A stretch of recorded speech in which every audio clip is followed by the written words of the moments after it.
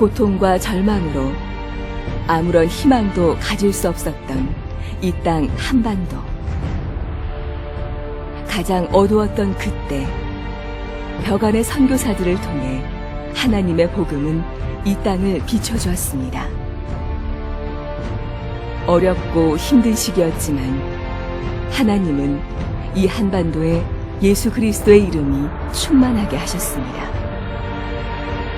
그리고 영적 굴모지에서 무릎 꿇은 이들의 기도를 주님은 부흥이라는 약속으로 돌려주셨습니다. 한국 교회는 거저받은 그 은혜를 하나님을 모르는 백성들에게 전해주기 시작했습니다. 선교사 2만 명 시대, 세계 2위의 선교 국가. 인구 비례로는 세계에서 가장 많은 선교사를 보내는 나라, 대한민국.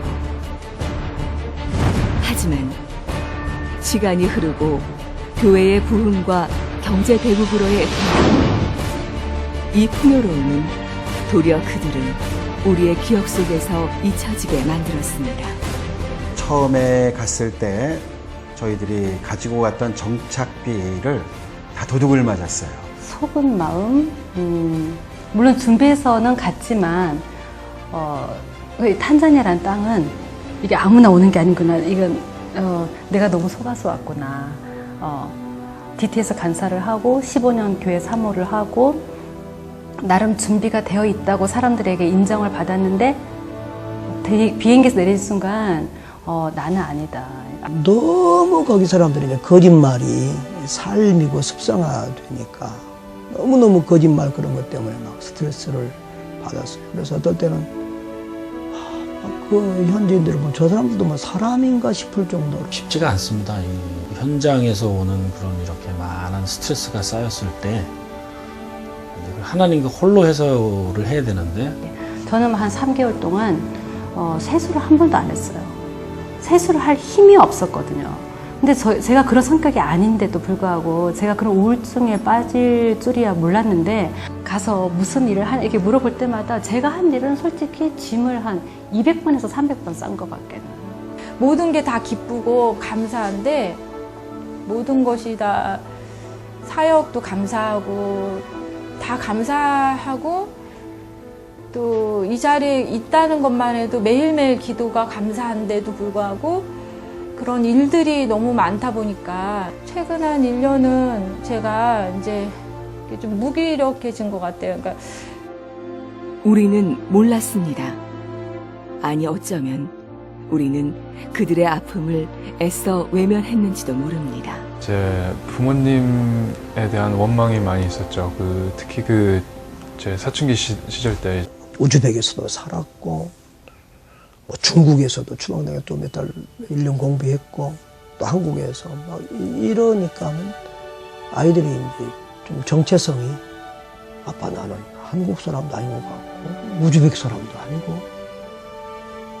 중국에서 중국 사람도 아니고 나는 뭐냐고 이제 그렇게 물었던 적도 그럴 때 가장 참 마음이 아프고 눈물 났던 것 같아요. 전적으로 제 선택이 아닌 이제 타인에 의해서 이렇게 다른 타국으로 끌려가는 상태인데 거기서 또 이제 생활도 좋지 않고 적응도 안 되는 그런 상황에서 이제 현지인들하고도 이제 완벽히 이렇게 융합이 안 되고 그렇다고 해서 이제 또 한국 사람들하고도 이제 완벽히 융합이 안 되는 그런 점이 가장 힘들었던 것 같아요. 매너리즘에 빠진 우리의 신앙생활 속에서 영적 전투의 최전방에 서서 싸우는 선교사들의 존재는 점점 잊혀져 가고 있었습니다. 권총 강도가 창문으로 손을 집어넣어서 흔들기 시작해요. 유리가 와장창 깨지면서 혼자 방어 태세를 굉장히 많이 가지게 됐어요. 되도록이면 그 지점을 좀 통과 안 하고 싶어 하게 되는 그런 상황까지 갔죠. 제가 거의 이제 처음에 이렇게 공개적으로 추방당하다시피 되니까 굉장히 제게 충격이 컸어요. 이런저런 수단을 다 동원해봐도 갈 수 없는 상황이 되니까 나중에는 굉장히 이제 낙심하게 되고. 집에서 강도 맞아 죽느니 강도가 한때 강도 15명이 한 번 왔었거든요. 이제 그 이후로 제가 걷기를 시작했는데 걷다가 그냥 차상으로 죽는 게 더 깔끔하겠더라고요. 그리고 또 이렇게 식구들 중에 한 명은 죽어야 한국 교회에서 불러줄 것 같아요. 하여튼 그때 제가 일생에서 평생 흘린 눈물보다 그때 눈물을 더 많이 흘렸던 것 같아요. 친구들하고도 대화하다가도 울고, 뭐 길을 걸어가다가도 눈물이 나고, 밥을 먹다가도 눈물이 나고, 잠을 자다가도 눈물이 나고, 하여튼 몇 달 동안은 그렇게 참 많이 울었던 것 같아요. 이방신의 제사장들과 어마어마한 영적 전투와 승리를 거둔 직후 극심한 영적 낙심으로 쓰러졌던 엘리야처럼 우리의 선교사들이 병들고 지쳐 쓰러져 가고 있습니다. 하지만 이들의 이야기를 들어줄 이도 돌봐줄 이도 별로 없어 보입니다. 학교 나서 누굴 제일 만나고 싶어요? 엄마요. 네, 엄마. 엄마 생각하면 어떠세요?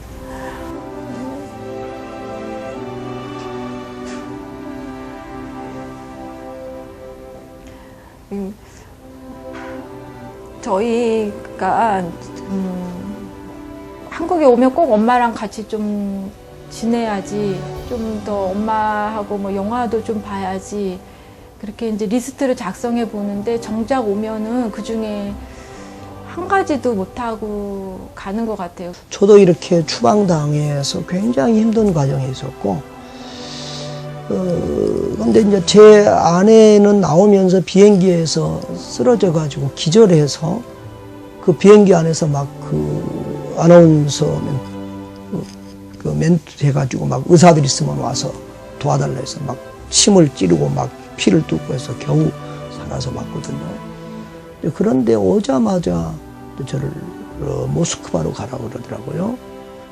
막 아주 집요하게 막 이렇게 강요하다시피 하니까 우리 집사람 그 쓰러져서 나왔는데 3일 만에 제가 다시 모스크바로 가자고 그러니까 우리 집사람 또 다시 쓰러지고.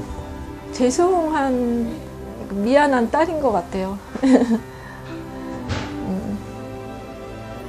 딸로서, 고모로서, 또 누나로서는 이렇게 해줄 게 없어서, 만약에 그렇게 생각하면, 그러니까 인간적으로 그렇게 생각하면 그런 것이 너무 조금 미안하고 그래요. 그래서 그런 부분들은 기도해요. 하나님께서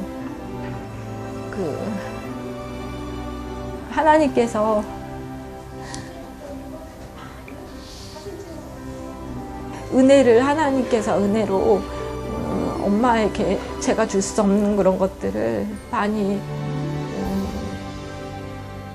주시기를 기도해요. 동생들을 위해서 기도하고 또 엄마를 위해서 기도하고.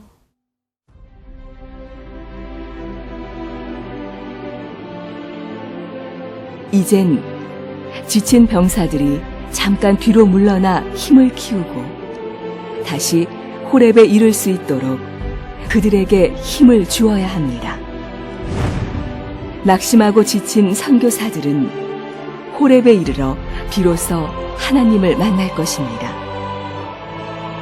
다시 주님의 음성을 듣고 그들은 일어설 것입니다. 그리고 힘을 내어 다시 하나님의 선교 사역을 마무리할 수 있을 것입니다. 선교사를 가장 먼저는요, 너무 이제 거룩하게 안 보셨으면 좋겠어요. 그러니까 저희도 똑같은 인간이고, 저희도 이제 실수할 때가 많고, 그러니까 기대치가 좀 있으신 것 같아요. 늘 뭐 기도 많이 하시고, 늘 말씀 가운데 충만하다 이렇게 하는데, 그러니까 늘 저도 이제 몸부림치면서 싸우는 입장이고요. 그들이 호렙에 이르도록 도와주는 일, 이 일은 이 땅에 남아있던 우리가 해야 합니다. 그들의 친구가 되어주어야 하고 또 그들의 가족이 되어주어야 합니다. 하나님께서는 바로 우리를 통해 이 귀한 사역을 하시길 원하십니다. 그것이 하나님께서 주신 그리스도 안의 공동체이자 진정한 교회의 모습이기 때문입니다. 바로 우리 안에서 그들은 회복돼야 합니다.